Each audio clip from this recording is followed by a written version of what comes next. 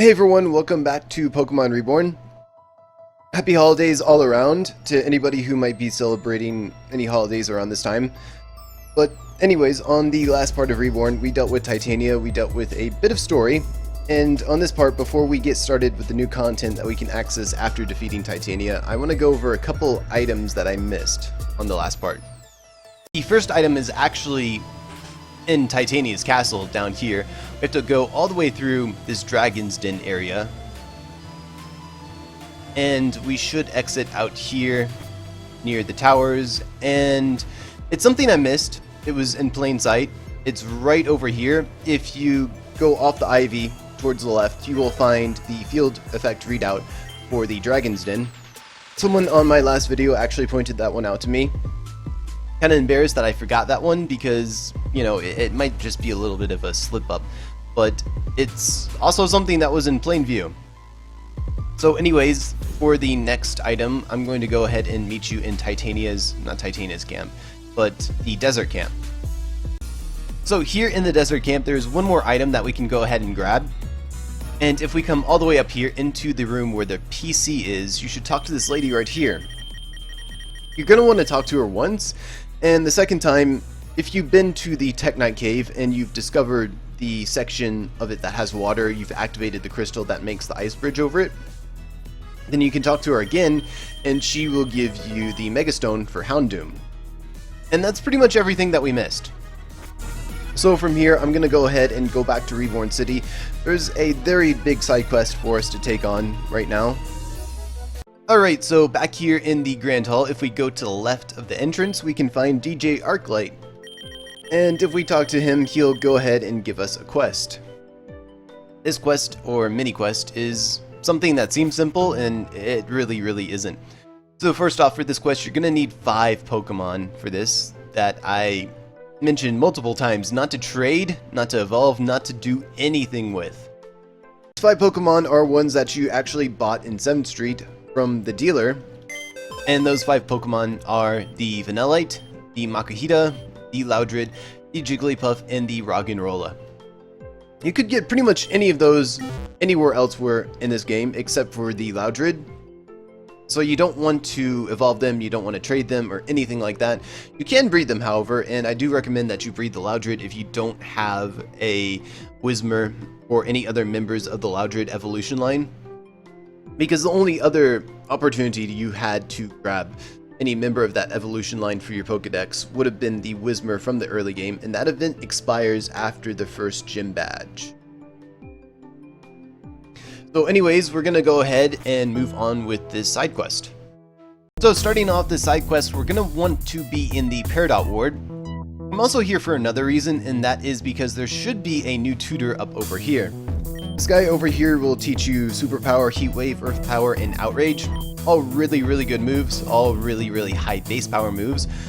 But as for the side quest, we want to move up towards this alley right here. Here in this alleyway, we want to go ahead and talk to this guy right over here. He will move off to the side, tell us to talk to him again, and then he will battle us before we can go ahead and move on. So after this battle, he will tell us that he can't take his Jigglypuff back just quite yet, and he's going to tell us to find a safe place for him to go grab it. So that's pretty much everything for this alleyway at the current time. And on our next stop for this side quest, we want to be here in the Jasper Ward, and we want to come all the way over to this house. You want to have the Jigglypuff and the Loudred on your hands right now. And we're going to go ahead and talk to this lady right here. She will complain about the Loudred making it so that she cannot sleep. We're going to make her take it anyways, and then we're going to go ahead and give her the Jigglypuff. So that's everything here in the Jasper Ward done. We're going to have to come back to this lady a bit later to make sure that she gives that Jigglypuff back. But besides that, our next stop is going to be at Apollo Academy. Here at Apollo Academy, you want to make sure that you have the Makuhita and the Roggenrola on hand. We're going to enter the courtyard, then enter this dorm right here. We're going to talk to Felicia, and she will ask for DJ Arclight's autograph. It's pretty simple to get. Go back to the Grand Hall, just talk to DJ Arclight. He will give you absolutely no trouble, and you will get his autograph. So we're back here, we can go ahead and give her the autograph, and now she will finally take her Makuhita back. So the next thing you want to do is you want to talk to her again, and she will talk about the headset, and she will mention that if you can get this musician's autograph, she will give the headset up. You need that headset because the lady with the Loudred will not give up her Jigglypuff without having something to cancel the noise from the Loudred. And here in Spindletown is where we want to be next.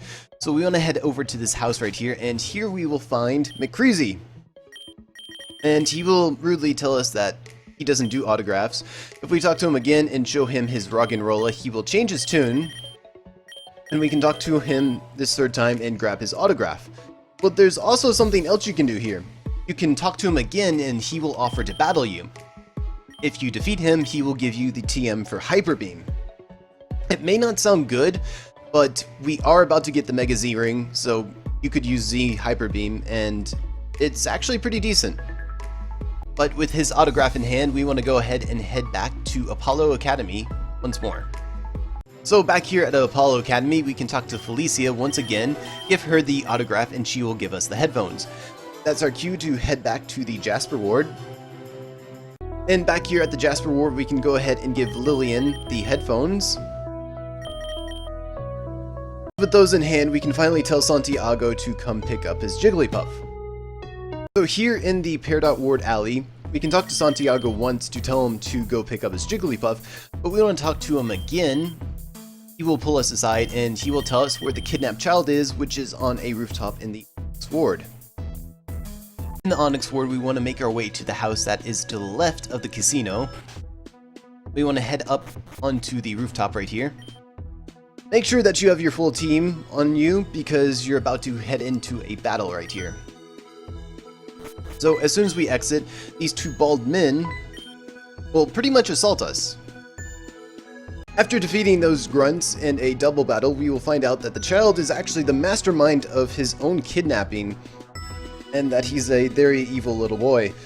And we're going to have to battle him in a one-on-one battle this time, which is a bit more comfortable, so I'll talk to you as soon as I take care of that. After finally defeating that horrible little monster, he will talk to us and he will head on home to his house in the Lapis Ward, which is where we need to be heading next. So go ahead and grab that Vanillite and head on over there. At the Lapis Ward, we want to go ahead and head back inside his house. We want to talk to his mom first, and she will thank us greatly. And we want to head upstairs here and talk to him again. He will continue to be an evil little monster now, and we'll have to continue to talk to him until he finally takes his Vanillite back. Eventually he'll apologize to us, and we can say we finally completed this little mini quest. Back here in the Grand Hall, we can go ahead and talk to DJ Arclight over here, and he will give us the Mega Z ring. So that's pretty much it. There aren't a lot of side quests in between Titania's gym and Amaria's gym, which means it's time for us to finally head on up to the water gym with it. So if you didn't remember, Amaria's gym is here at the Celestial Cascade. It's inside the Fiora Mansion. So to get around in here, we kind of have to jump on items. You could just surf as well. And once you're inside here, you'll notice that there is a massive puzzle. I took the time to make a map of this entire area, both the above ground and the underwater areas, and it should be in the description below. But this first part that we're going to be doing is pretty much the same for everybody. There's a lot of differences right now. So for now, we want to head down this way, and we want to follow this southern path right here. I really like this area. The music may seem a little bit familiar.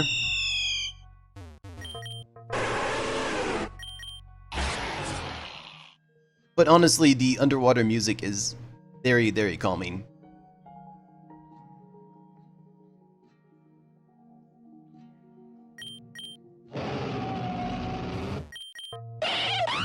So this next part, like I said earlier, is the same for everybody. What you get when you reach this point is a little bit different, and this is where the path differences start to take hold. Anyways, now is the time to talk path differences. So, this all starts when you decided to either battle Taka at the Water Treatment Center, or you decided not to battle Taka at the Water Treatment Center. If you decided to battle Taka at the Water Treatment Center, then you won't find Amaria here. Instead, you will find Titania, and she will tell you to go off and look for Amaria underwater.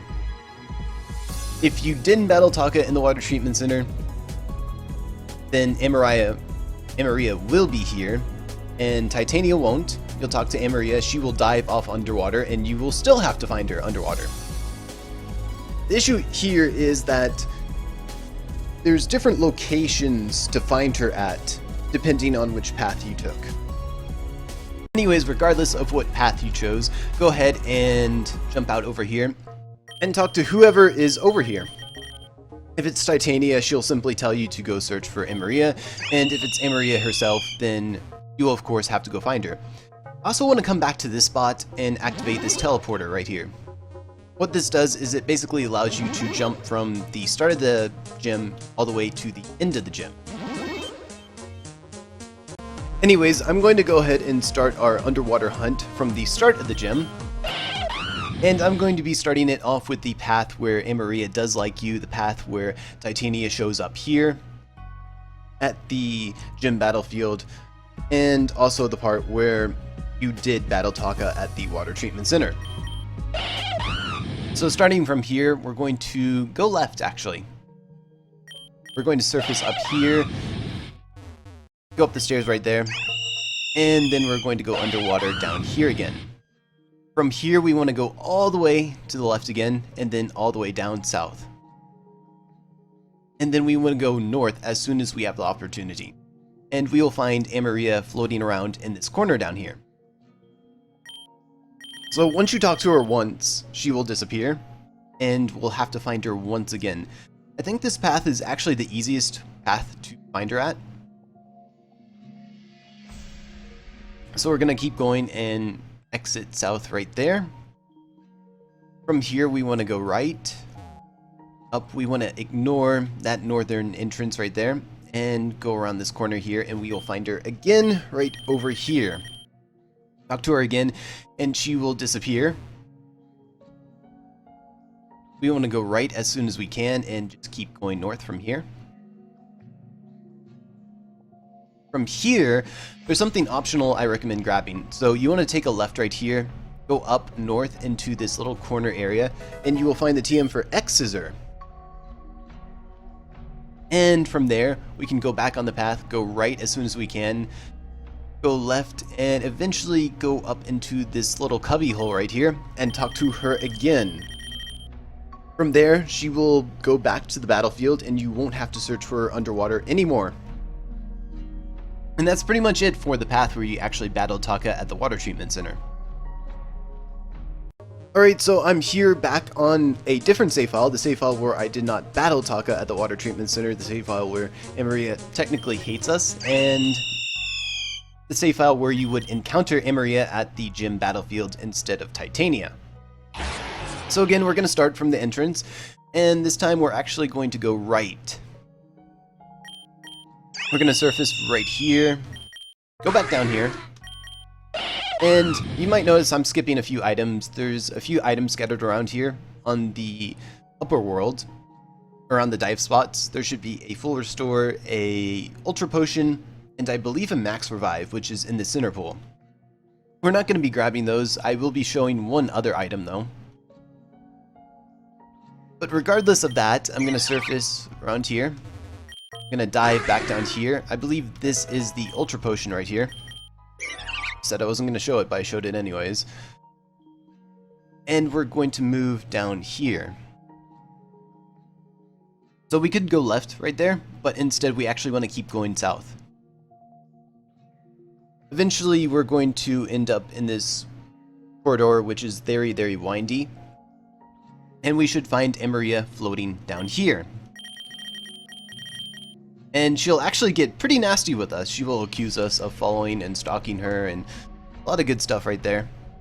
Really, really annoying. Anyways, from here, we want to go ahead and backtrack a little bit. So we want to go all the way back up here. And we want to enter this corridor that we were in previously, and we want to go ahead and take a left this time. We want to go ahead and surface up here. And up here is actually a notable item that I want to show, which is the ability capsule that is hidden right there. From there, we want to go ahead and waterfall up here, and then we want to dive down here.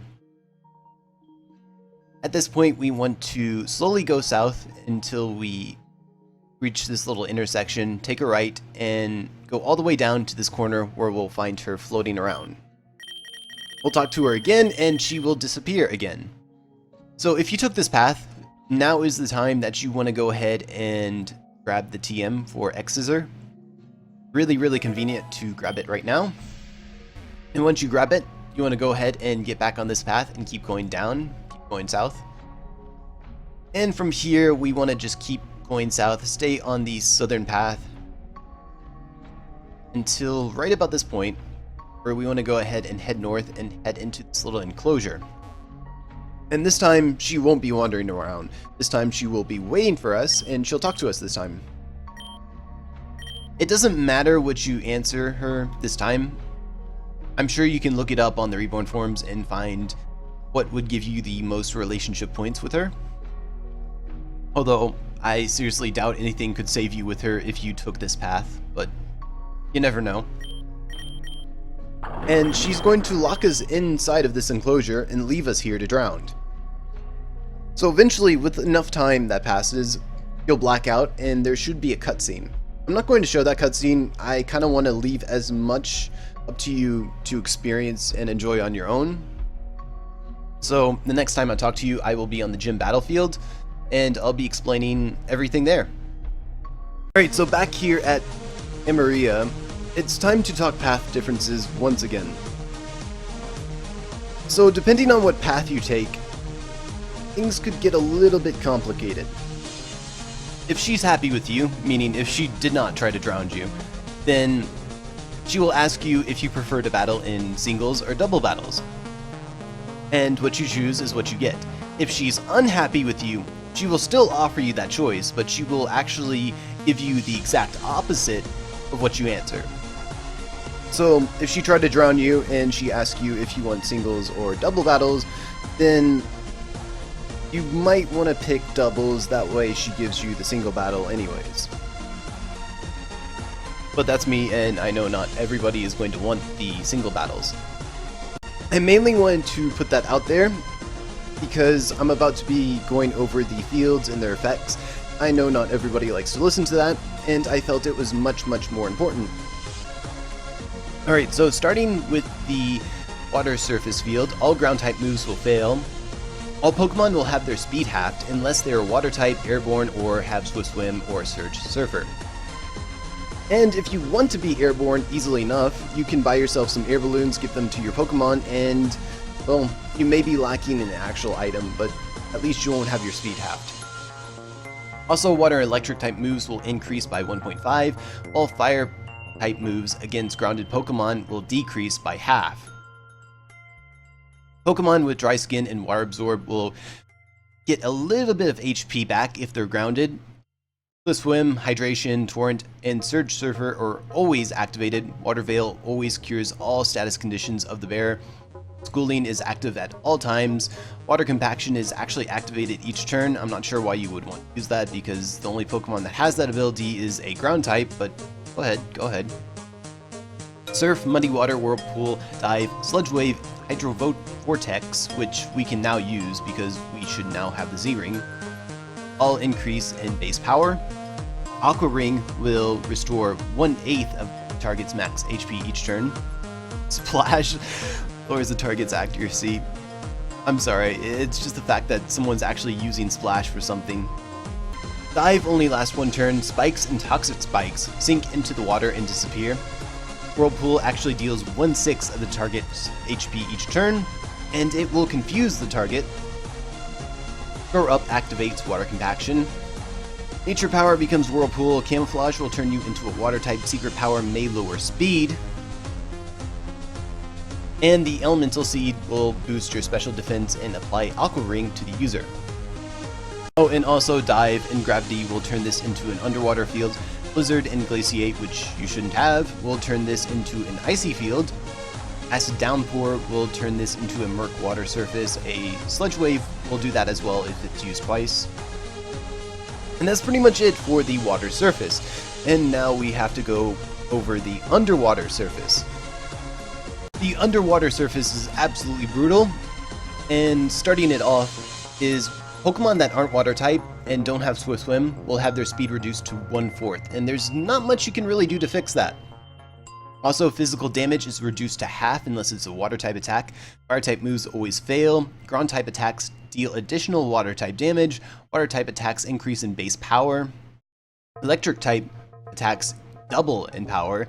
Weather has no effect. Water type Pokemon no longer resist water type attacks. And all Pokemon that are weak to water under normal circumstances take type scaling damage at the end of each turn, unless they have Magic Guard or Swift Swim, and if you have Flame Body or Magma Armor, you will take twice as much damage. For abilities, it's pretty much the same as the Water Surface. Water Veil will always cure the status conditions of the bearer.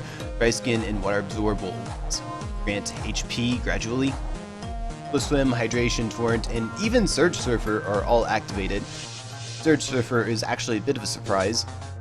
Schooling is always active, and of course Water Compaction is activated at the end of the turn. Water Pulse will increase in power just a little bit. In addition to the boost it already gets from being a water type move, Dive still lasts 1 turn, Whirlpool will deal 1/6 of the target's HP still. Sludge Wave actually gets an increase in power, Anchor Shot doubles in power, Nature Power turns into Water Pulse this time, Camouflage still turns you into a water type, and Secret Power may lower attack. Again, Acid Downpour will still turn this into a Murk Water Surface, Sludge Wave will still do the same if it's used twice, and you can turn this back into a Water Surface if you use Dive, Fly, Bounce, or Skydrop. Also, the Elemental Seed for this field will give you a speed boost and apply Soak to the user. It's actually very, very abusable. What Soak does is it basically turns you into a water type. So with that, you could actually end up being faster than most of her Pokemon underwater, which is actually a really neat trick. But besides that, we've pretty much gone over everything there is to go over, and it's time to go ahead and talk to her and get this battle on. Actually, before we get this battle on, I'm gonna go ahead and show off the new guest on my party. It's the Shedinja. So if you don't know how to get Shedinja, basically you need to catch a Nincada in the wasteland. You get those by smashing rocks. I recommend just saving in front of a rock and smashing it. Reset if you don't get it. And once you evolve that Nincada, you will get a Shedinja, assuming you have an open slot in your party. This guy's really, really cool. So he has Shadow Claw, X-Scissor, Toxic, and Shadow Sneak. He's holding a Lumberry because I could either get confused or I could get burnt from Scald. But basically nothing on any of Amaria's teams can hit this Shedinja. So I'm going to try to pull off a sweep with this. I'm also going to be using X items. You can get X attacks from the 8th floor on the department store. But anyways, with all that said and taken care of, now I'm going to go ahead and talk to Amaria. So there's a bit of story right here, and from here, she's going to ask what I prefer. Because I did not battle Taka in the Water Treatment Center, I want to pick doubles since I want to battle her in singles. And that will make her battle me in singles. Something else I want to mention about her teams is that they're pretty much the same, regardless of whether you battle Taka or not.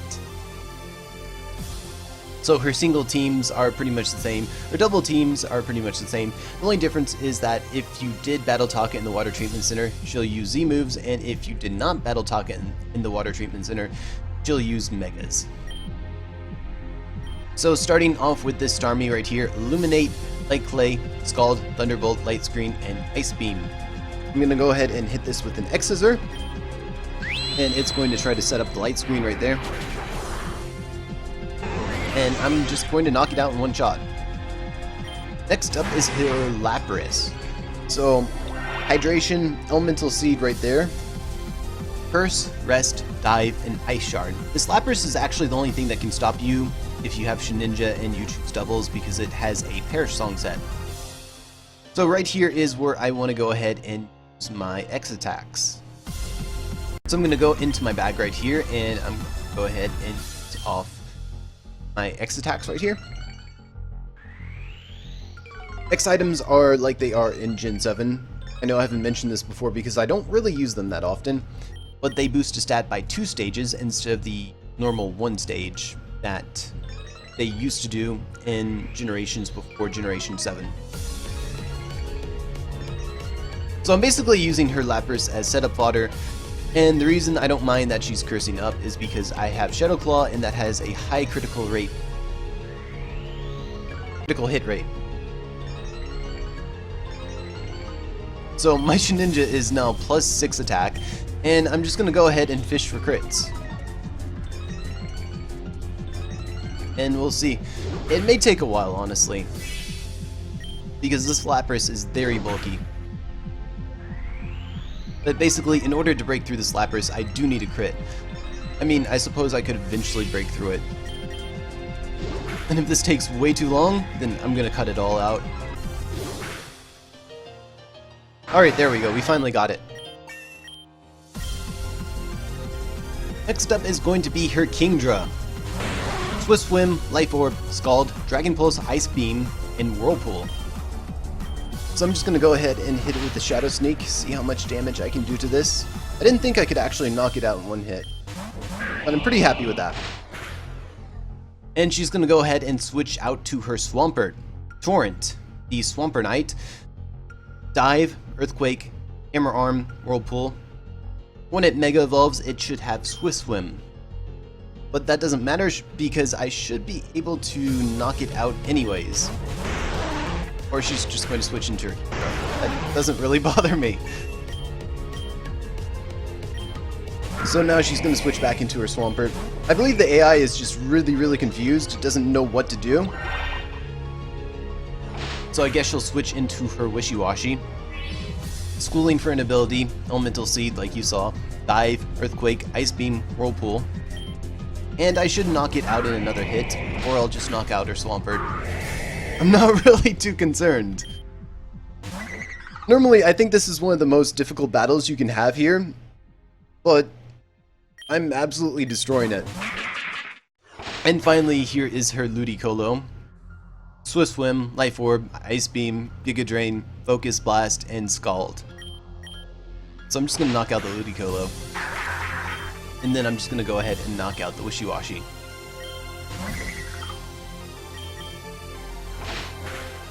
And that should be the end for Amaria's team.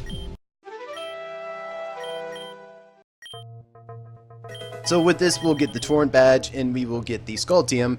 Something else I want to mention before I forget is that once you gain 2 more badges after Adrian's badge, you can go back to the Grand Hall and you can work on another reconstruction project. So that's 2 reconstruction projects that you can work on now. Anyways, that's going to be it for this part.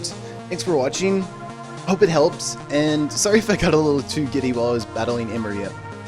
I like sweeping, and I do like glitching AIs out, so that was a lot of fun to me. Anyways, thanks for watching again, and I will catch everyone on the next one.